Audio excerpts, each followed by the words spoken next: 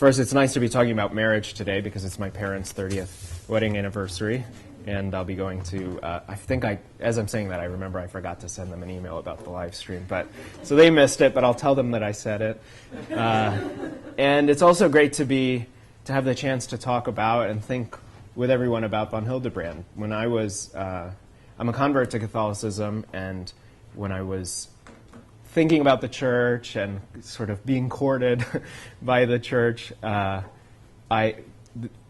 Alice von Hildebrand's show on EWTN, or shows on EWTN, about her husband's work were a big influence. And I remember especially her shows with Thomas Howard, where he would just be a kind of engaged interviewer of Dr. von Hildebrand, and it was a very formative thing for me. The very nice thing about this conference is that I don't think I had looked very deeply into his work on marriage several years ago. And I think I had read his stuff on men and women and things like that, but not on marriage in particular. And coming back to it in preparation for this conference made me see how many deep convergences there really are between his work and the kind of thing that I've been trying to work on the last couple of years with Robbie George and Ryan Anderson. And so I want to talk about a lot of those similarities, and I'll use them as occasions for laying out the broad outlines of the view that we've been trying to develop.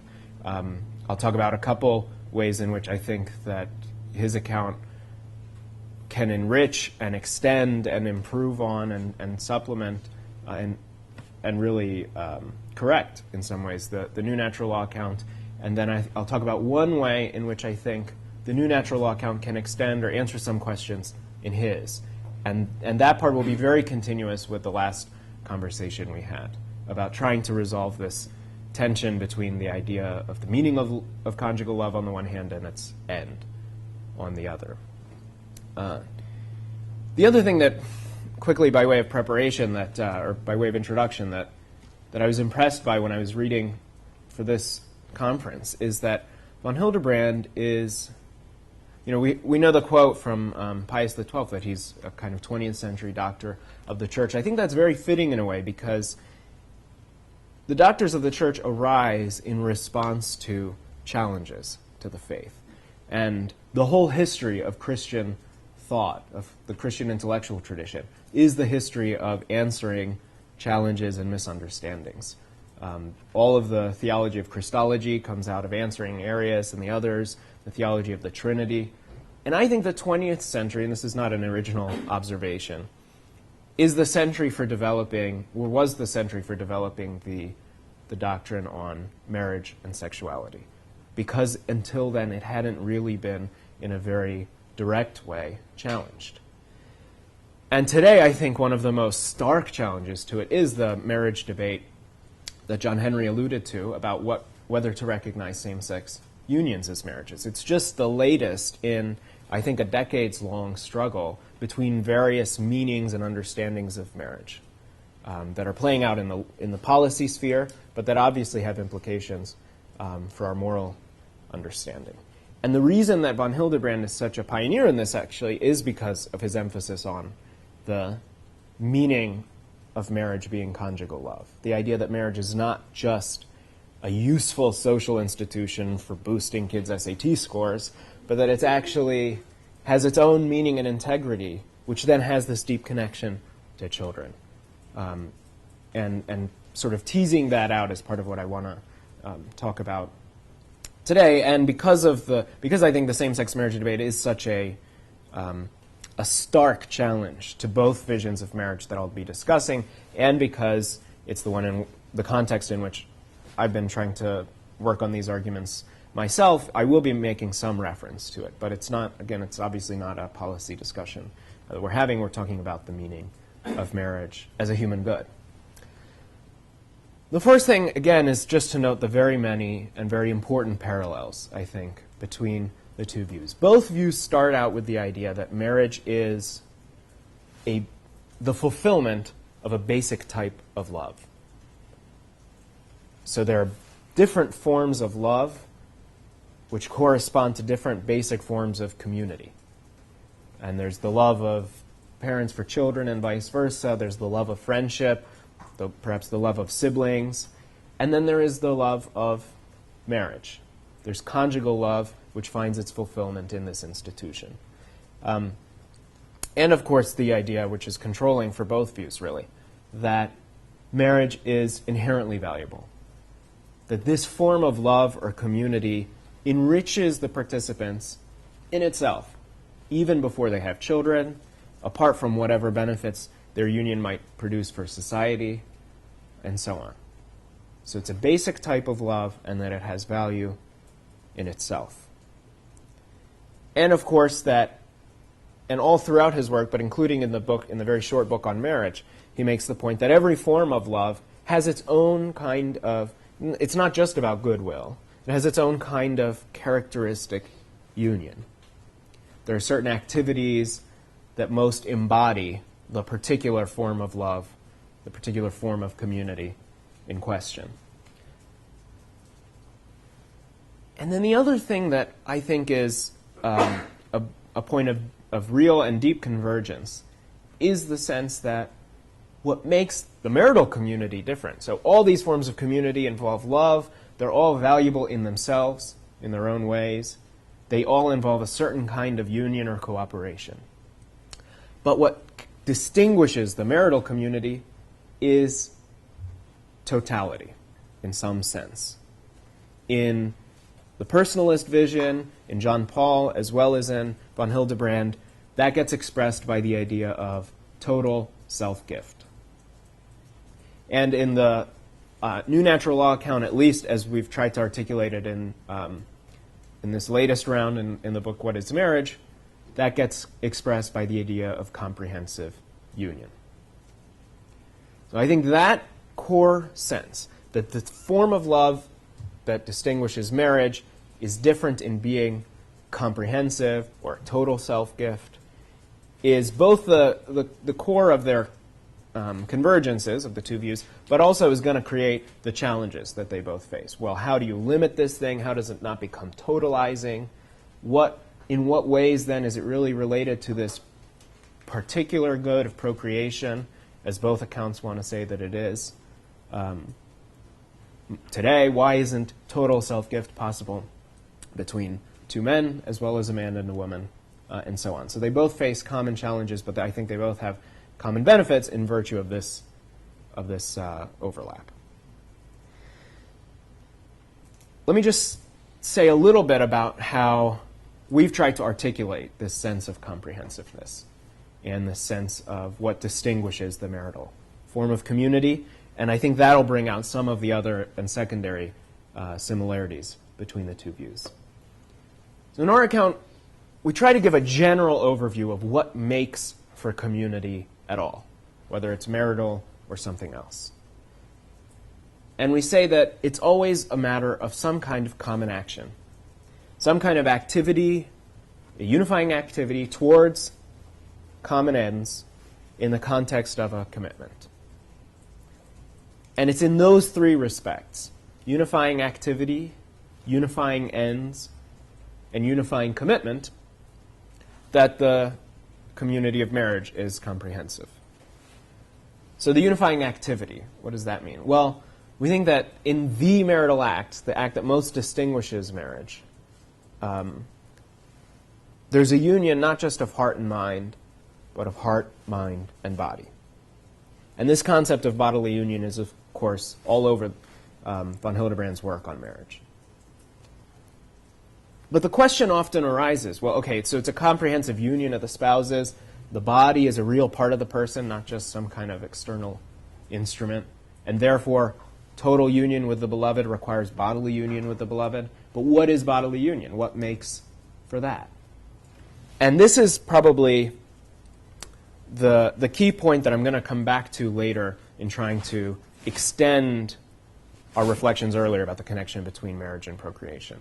But just briefly at this point, what makes for bodily union between two people, as we see it, is the same kind of thing that makes for bodily union within a single person. So what makes me one flesh to begin with? Well, it's that all my parts are actively coordinated, my heart, my lungs, and so on. They're all coordinated together towards a single end of the whole that they compose, which is my biological life. So it's not just that they have the same genetic code, twins can have that. It's not just that they're all together or that they're wrapped up in one skin, but that there's common activity. Here it's a biological activity towards one biological end. And that kind of union is possible between two people, but only in one respect.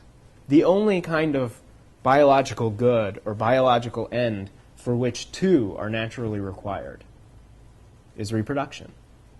So in the marital act, just as my parts are all actively coordinated towards a single end of the whole that they compose together, so in the marital act, a man and a woman themselves are actively coordinated towards a single end, reproduction, of the whole that they compose together. It's the reproduction of them as a couple. And that's the sense in which the marital act, like no other kind of act, creates a bodily union. And if it's bodily, then it might be part of a comprehensive union, and therefore a marital union. So that's the first thing. It's a unifying act at all the levels of the person, including the body. And that kind of bodily union is possible only with respect to procreation. It's also comprehensive in the common goods that the couple is united around and toward. And here, I have very little, if any, disagreement with the way that it was articulated in our last talk. It's not that procreation is essential, it is a condition of there being a marriage at all. It's that procreation is what most distinctively fulfills or extends or enriches a marriage as a marriage. And that kind of concept shouldn't be that foreign to us. I mean, every kind of community is going to be oriented around some kind of basic common good. A scholarly community, I mean, the one that you have formed here, is oriented around the good of knowledge, right, and understanding, pursuit of the truth. And so what makes you most the kind of community that you are is your discussion over bourbon or whatever it is, or in these class discussions. And when you realize some new insight, when you gain some new understanding, that good is enriching and extending the kind of community that you have. Now, you might incidentally get other goods. You're going to eat, and you'll have nutrition and nourishment, physical goods, and so on. But the ones that most enrich the kind of community you've created are intellectual ones. And here the idea of saying comprehensive goods in marriage is that marriage is not just oriented around physical well-being or intellectual goods. It's somehow oriented around all of these goods because it is oriented towards the creation of whole new human beings. So it's not just oriented towards the creation of an idea or a work of art, but towards a whole new person, a subject of all of these other goods. And how do we know that marriage is oriented to the creation of whole new people that way? Well, we look again at the very act that embodies a marriage. The act that embodies a marriage is fulfilled by conception. And so the marital relationship itself, the relationship that act embodies, is also fulfilled or extended by the conception of a new human being, and also by his rearing to maturity. So in other words, in this relationship, and only in this relationship, the very act that makes marital love is also the kind of act that makes new life. And so marital love itself is fulfilled by the creation and rearing of new life. So that's unifying activity, heart, mind, and body, unifying goods, not just intellectual or physical, but whole new human beings, every one of these goods, and therefore the wide sharing of family life. That's why it's a loss not to live with your spouse in a way that it isn't a loss not to live with your university mates or whatever. And then it's also a comprehensive commitment. In other words, if it's going to be a one-flesh union in the very act that unites them, and in the fruit of that act, and therefore a kind of total sharing of life in all of these dimensions, it should also be a total commitment of that sharing. And what does total commitment look like? Well, through time, it means permanence. And at each time, it means exclusivity. So here we've tried to find the general features of any community, unifying activity, unifying ends, and unifying commitment. And we've tried to show in a kind of coherent way how in each of those dimensions, the community of marriage is comprehensive. And I think this is very closely related to von Hildebrand's account of total self-gift, right?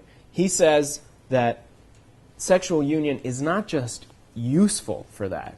It's not just that it promotes the other thing, the separate thing called marriage, but it's that it actualizes it.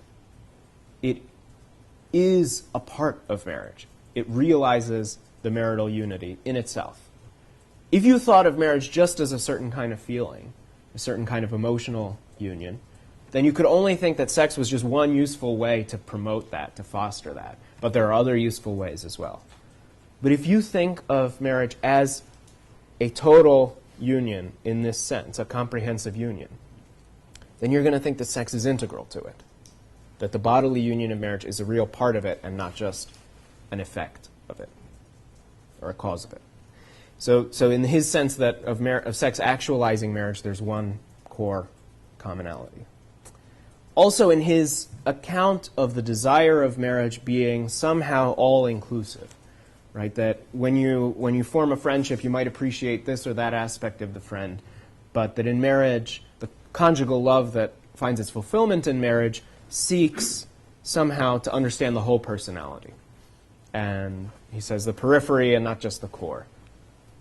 I think that, again, finds a kind of resonance with the idea that marriage is inherently oriented to the wide sharing of family life, to some sharing in every kind of good, because it's oriented to creating whole new human beings who have to be developed in every good. I think you also see a lot of language in von Hildebrand about the total commitment being fitting for a total sharing. And you find the idea that he's very hostile to the sense that permanence and exclusivity are just useful tools for making sure the society doesn't break down. He says that's a kind of denigration of love, if you think that that's the only reason that those are norms. And he says this in a very strong way in connection with indissolubility. He says, how could it be that a norm like indissolubility that creates so much hardship for so many people would be justified just by its useful social effects? He says, no, it must be a requirement, an internal requirement of conjugal love. It's not this foreign rule that's just imposed because it's going to mean less crime. It's got to be an outflow of the requirements of conjugal love itself. And that finds its resonance with something we've tried to say, which is that permanence and exclusivity aren't just useful in that kind of straightforward way, but they are requirements of conjugal love, which in this view is fulfilled by comprehensive union. In other words, you won't have comprehensive union if you don't have comprehensive commitment. So there as well, there's a parallel. Now, I think there are lots of ways in which von Hildebrand's thought clearly improves on or supplements or has a lot to add to the new natural law account. And I think the main difference in which von Hildebrand has something important to offer comes from the difference in method. So the new natural law account arises out of, first, the work of Germain Grisey, which is an attempt to understand. He's trying to give it, at the beginning, a new understanding of Aquinas's vision of the first principles of morality and the first principles of practical reason. And then it kind of spins out from there, and all along, the method is very analytical, in the sense that it's concerned with the connections between concepts and categories. And one effect of that method of argumentation, this very strongly analytical method, is that it tends to pick out only what is essential in a kind of thin sense. In other words, only what must be true of all cases. And it has a harder time talking freely about ideals, about positive goods and not just the kind of absolute negative requirements. So an analytic account can talk about comprehensive union and spin out of that permanence and exclusivity, which are at first forms of a kind of negative norm, like don't break off the union, don't divide the love by seeking sexual activity outside of it. But it has a harder time talking about the positive motivations, talking about the positive content of the experience, the thing that people should be striving for. Because what people should be striving for is not going to be necessary in every case, so it's not going to come just out of the categories and the concepts themselves. And here I think von Hildebrand's account of the experience of romantic love, of the kinds of things that it yearns for, of the way in which, even if someone doesn't have the vocabulary that we've been using, they will understand the desire for total union with the beloved, mutual possession, things like that. Adds a lot.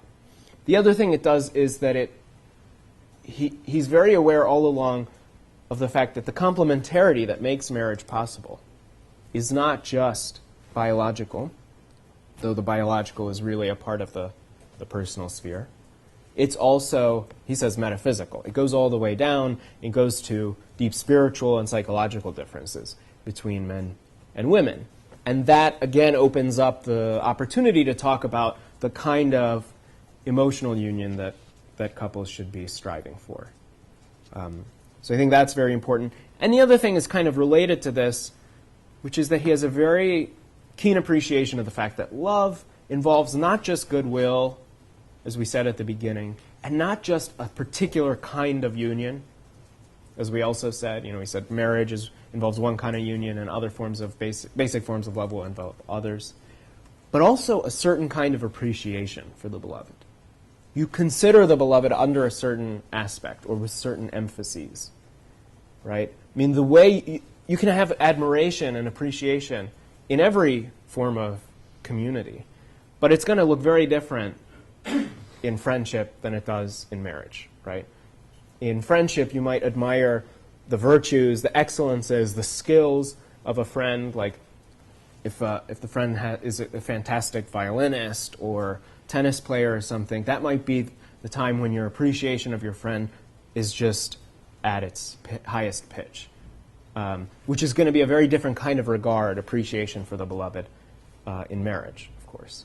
So I think he has a much fuller account of this aspect of love, which is very important to it, along with goodwill and union.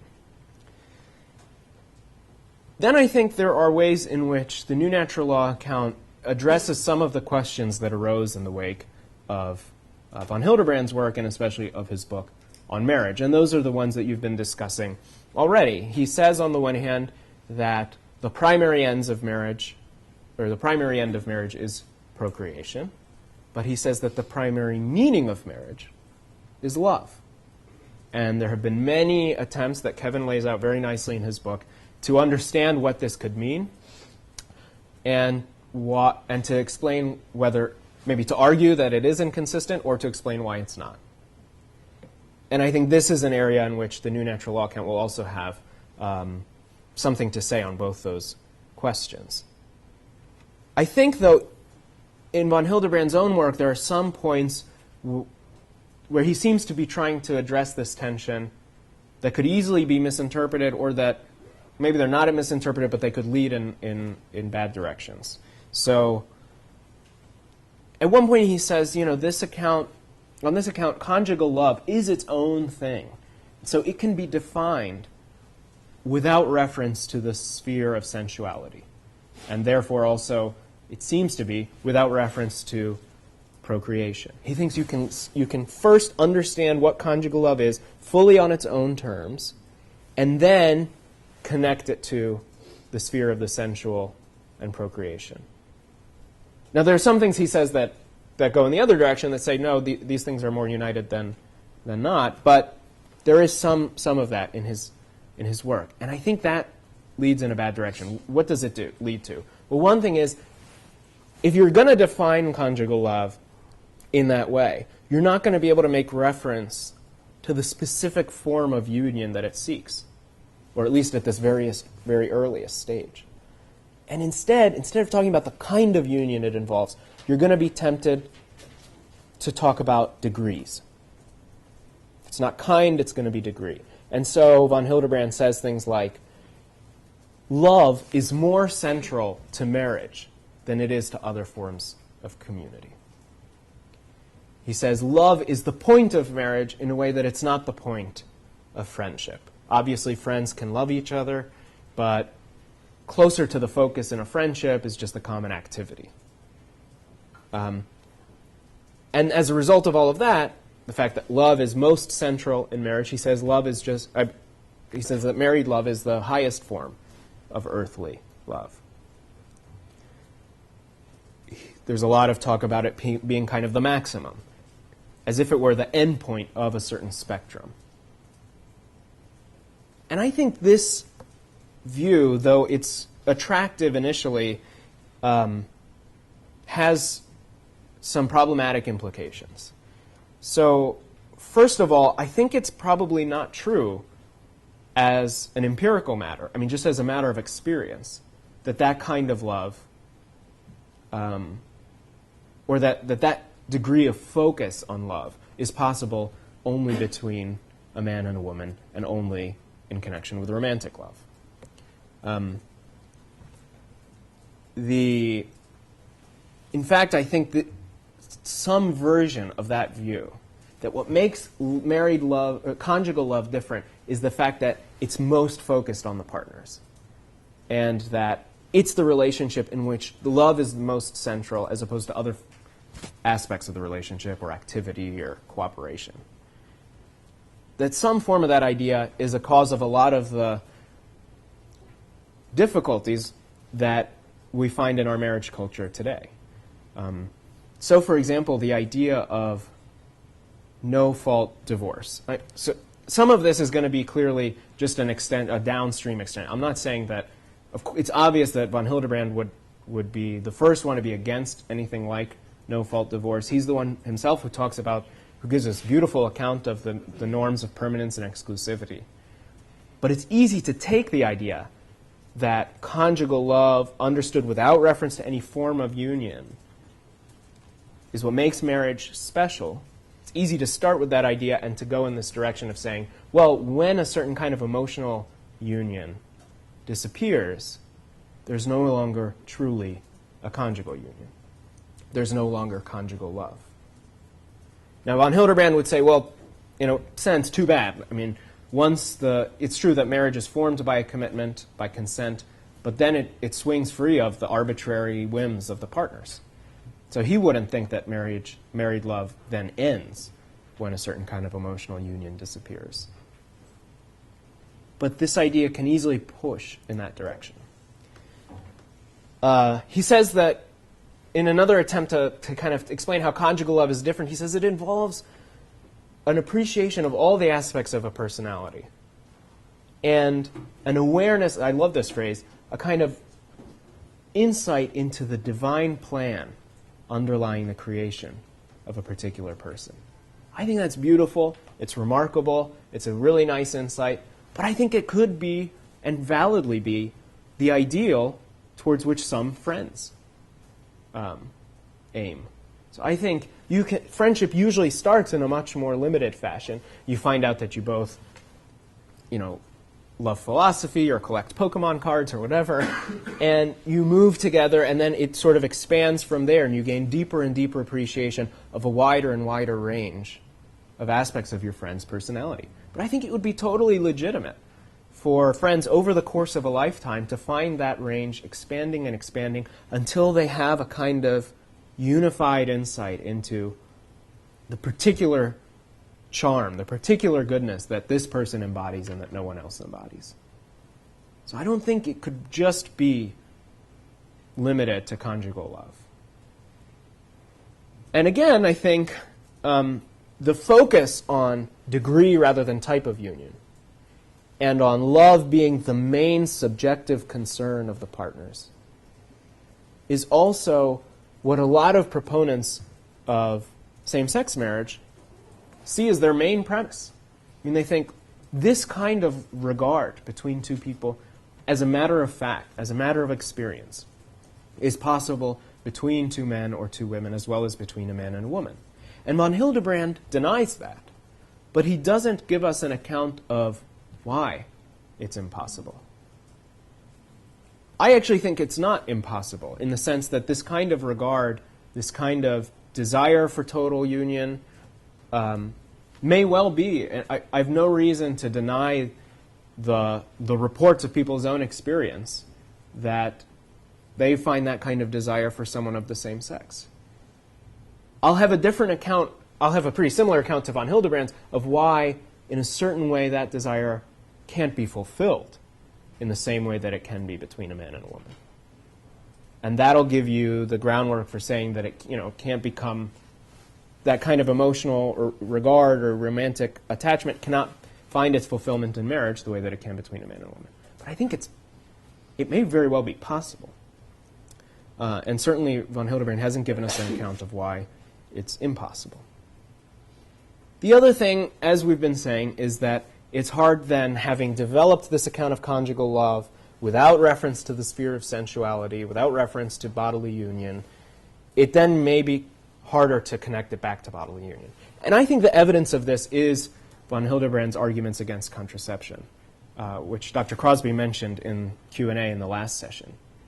Notice that for permanence, for exclusivity, for indissolubility, von Hildebrand is very adamant that this is not just a matter of obeying a divine command, that the divine command is necessary. It flows out of the nature of conjugal love.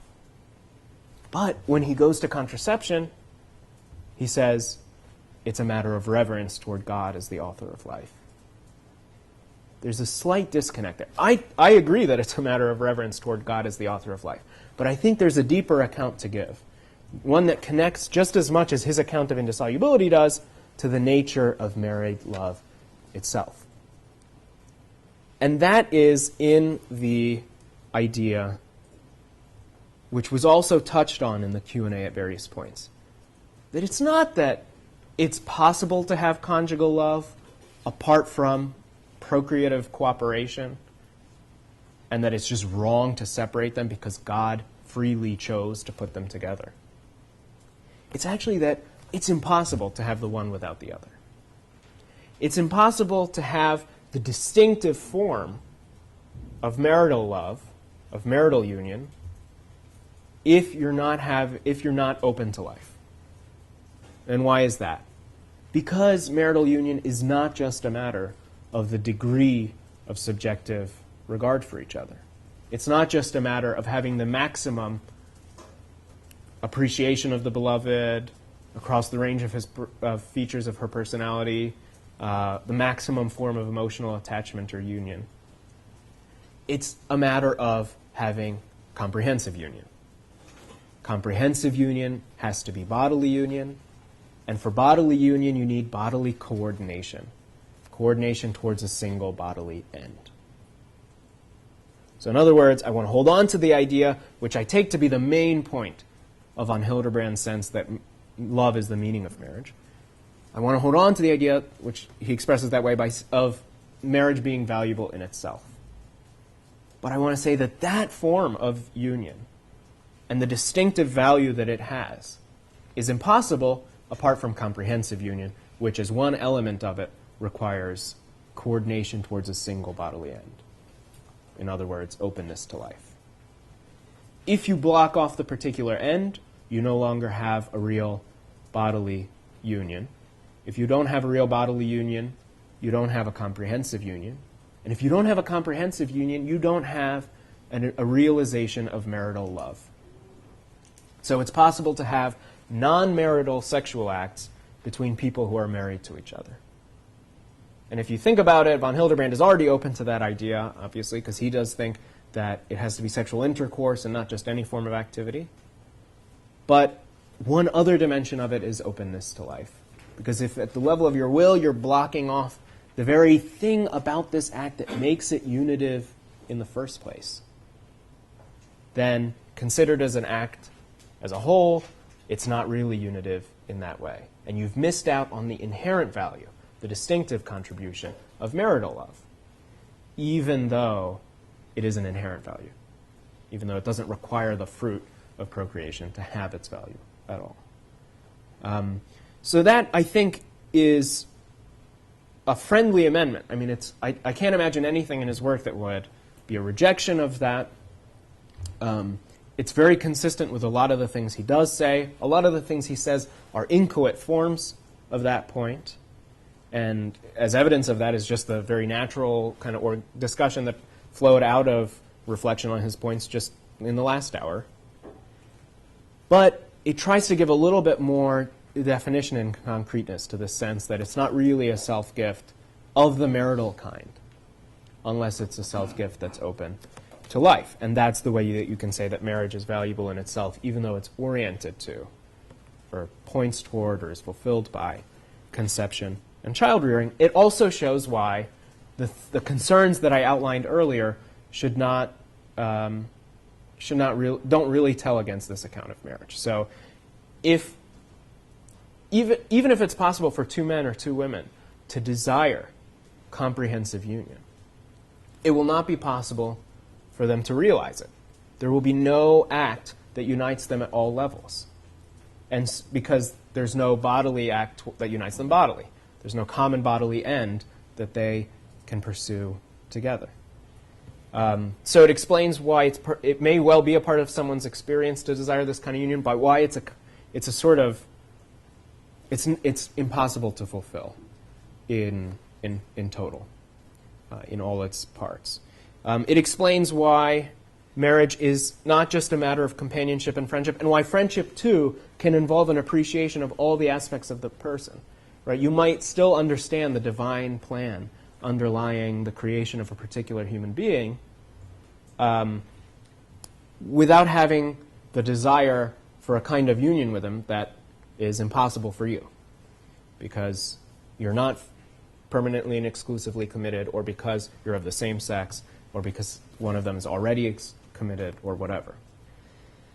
And it explains why, again, contraception, just like these other forms of deviation from conjugal love, goes against the internal requirements of that love, and is not just an externally imposed requirement that, like indissolubility, causes a lot of hardship for a lot of people.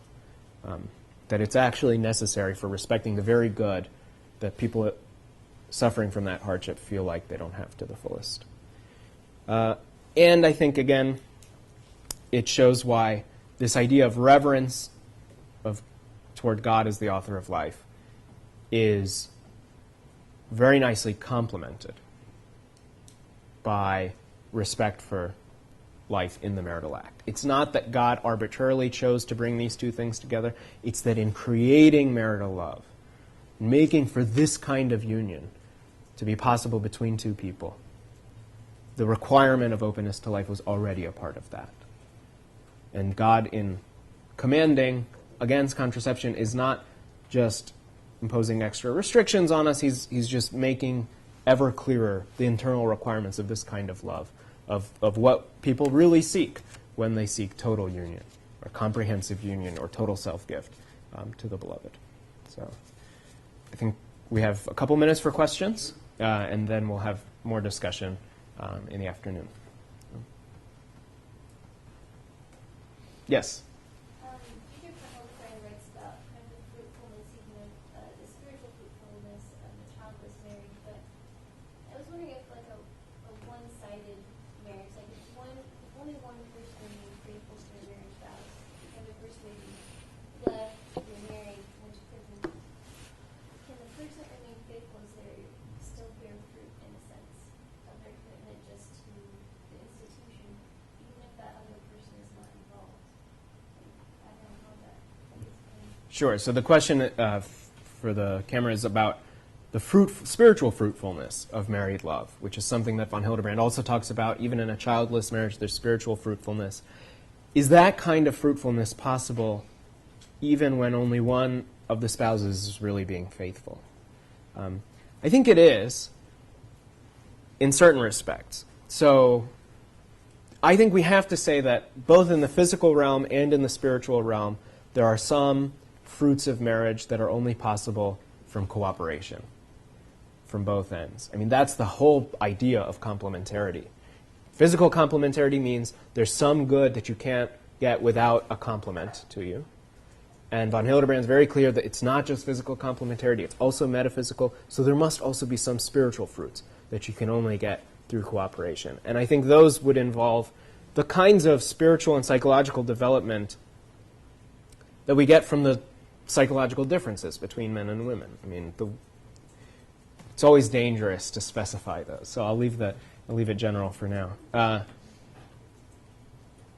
On the other hand, one of the spiritual fruits of marriage in general, and it's a fruit that you get when one partner is unfaithful, even when, for very serious reasons, both partners need to split up, need to live as brother and sister together, or in general need to just live apart, if there's abuse or something like that, is a certain kind of witness to the good of marriage. The partner who either sticks with it through a difficult marriage, through a loveless marriage, as people put it today, or who, after a serious breakup, doesn't remarry, is bearing witness to comprehensive love, to total self-gift. Every value in this life is going to impose hardships on those who try to respect it, right? The good of life means that in some very difficult cases, a woman's life, maybe her boyfriend's life, will be completely changed out of the requirements of respecting it. And the hardships that they suffer then are themselves a kind, or can create a kind of spiritual fruit, the fruit of witness to this value. And I think the same thing is true whenever you have any kind of fidelity to marriage, even if it isn't reciprocated. Yes? I guess it was in your last point, you were, I guess, making some points of where von Hildebrand's personalist approach might fall short. You need some more concreteness. And you mentioned his point about the intrinsic evil of contraception being revolving on the fact that it's irreverent and lacks piety, so violating God's will. And I believe, correct me if I'm wrong, you said something like you can speak of the intrinsic wrongness of contraception without regard to irreverence and speaking of God's will. So my question is, and I think this is maybe sometimes a shortcoming that's pointed out for the new natural law approach, is that you can't get that far without talking about some, the intrinsic thisness of the human person. So, like, human beings are created by God in His image, and they're destined for eternity with Him. So, otherwise, it would just be like, well, what's the big deal about sterilizing, a dog or something, right?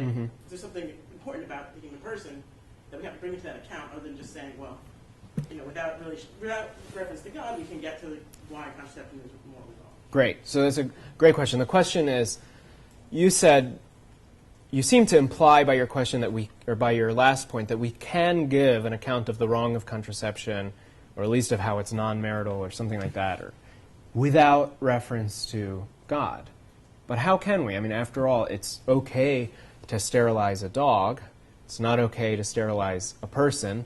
There must be something special about persons, and how are you going to explain what's special about persons without reference to something about the way they were created in God's image and likeness, or that God created them or had certain intentions for them or a certain destiny for them?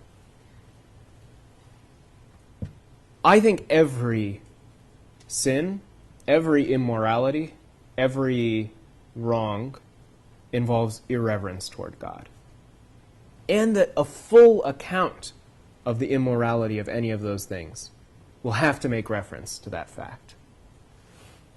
Part of what I was saying is that in itself, if that's true, then just at the simple level of irreverence toward God, it's not going to be enough to tell us what's specifically wrong about contraception, right? Aquinas says nothing is wrong, sins are just offenses to God. Nothing is that unless it's also bad for human nature, right? In other words, it has to be, the reason it's an offense against God is that it fails to fully promote or protect the human good. And God, having created the human good, having created us, having loved us, wants our good, right? So what I was trying to do is give a richer account of the way in which it's irreverent toward God by appeal to the human goods that it cuts off. And in this case, the realization of marriage. Now, on the broader question of whether any immorality, whether we can make sense of immorality at all apart from God, I think you're right. And I actually, although we could kind of do all day about the differences between new natural lawyers and more classical Thomists and whether new natural lawyers really block out religion, I don't think it's that they block it out. I think it's that they see a different order. They put things in a different order, not of importance, but of inquiry. So they think that you can start with an appreciation of these certain things as being immoral or morally required or whatever. And if you keep pushing, you keep asking, well, how must the world be? How must the universe be such that there could even be such a thing as immorality? Or of persons, as opposed to just congealed stardust. That inquiry is going to push you towards positing a God. Now, of course, you can start in the other way as well. I mean, there's nothing wrong with starting in the other way, either as a personal matter or as a matter of public debate and discussion. You can say, look, there are excellent reasons for believing in the gospel and for making the act of faith. And if the gospel is true, then all these other things follow about what's good for the human person and community, and therefore X, Y, Z about marriage. I don't think there's anything wrong with that. But I think St. Paul himself says the law is written on our hearts, that's the law that accuses the pagans who haven't heard, who don't have a Hebrew parchment in sight. And I think the reason it matters, besides the fact that it gives access to everybody to some of the moral norms, is that it also gives us insight into the way that God's law is not just arbitrary, but is a real response to the way he made us.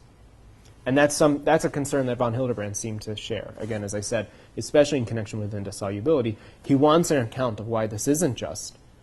I mean, just is a ridiculous way of putting it. It's not only that this is a free-floating command from God, which he could have given us any other one, even having made us the way that we are. It's that it's actually he's just reminding us of the way that he made us.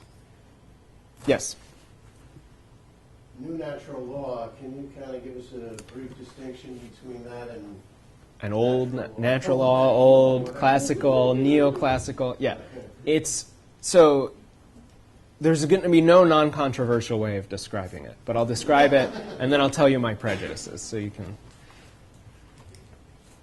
In the 1960s, Germain Grisey, who was, at the time I think he was at the University of Chicago, and then he moved to, it doesn't matter where he was.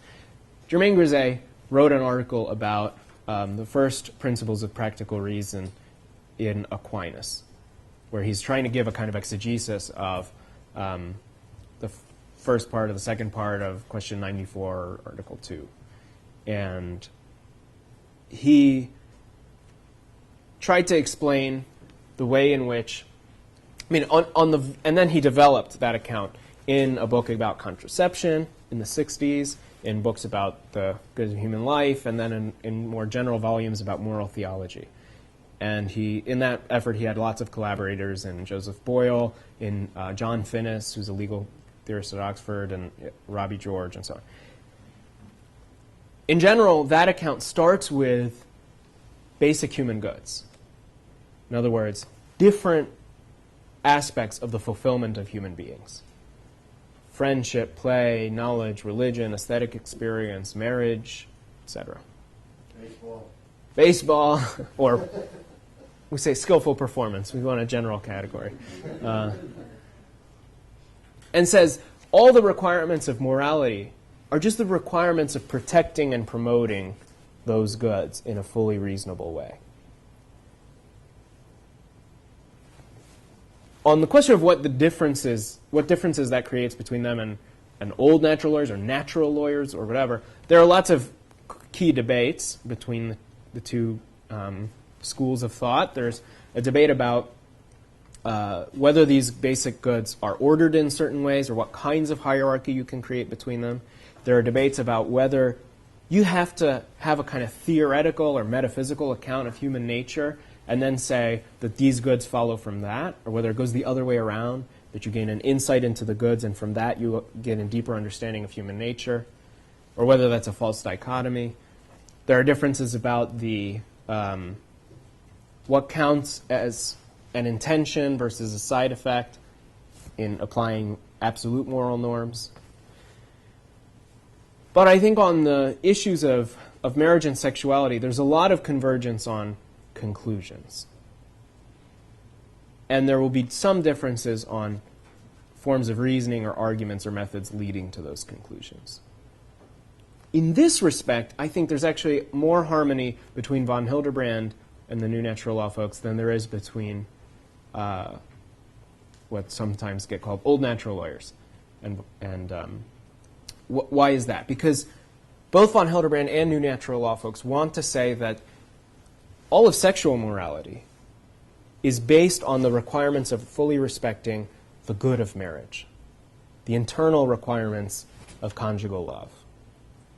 Whereas some people who think that that's too revisionist an account, maybe folks like David Oderberg or Ed Fieser, for example, will want to say, no, I mean, mainly marriage is about procreation.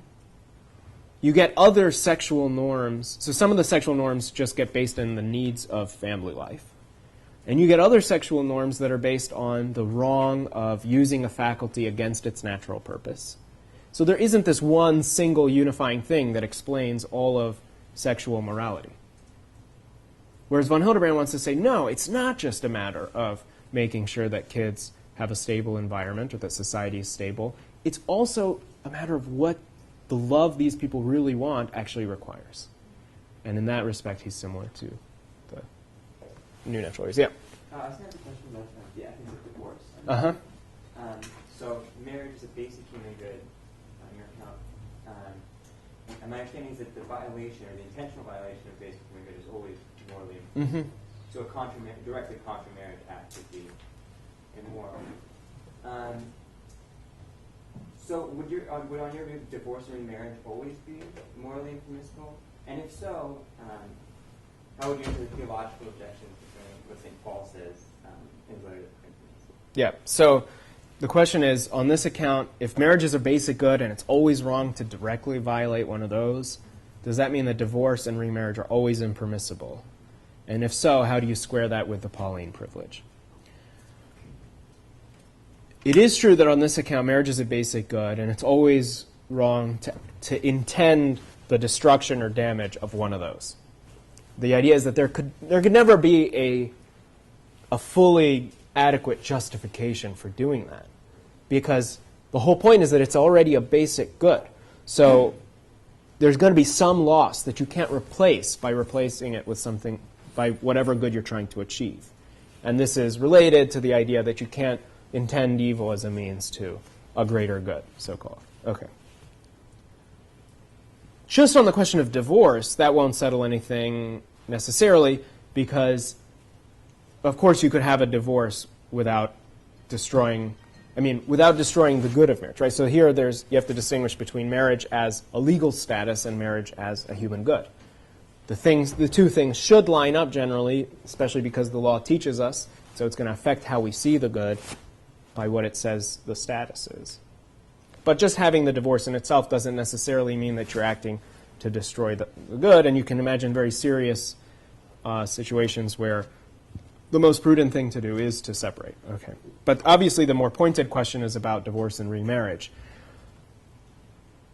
I think on this view, it must be the case that there are more and less complete realizations of the good of marriage, and that indissolubility is only an internal requirement of the most complete realization of the good of marriage. And actually, I think that this idea of different degrees of realization of marriage is something everybody has to at least some extent, because everybody working within this tradition broadly conceived thinks that you have a real marriage when the wedding vows are completed, but that it remains dissoluble if it's not consummated.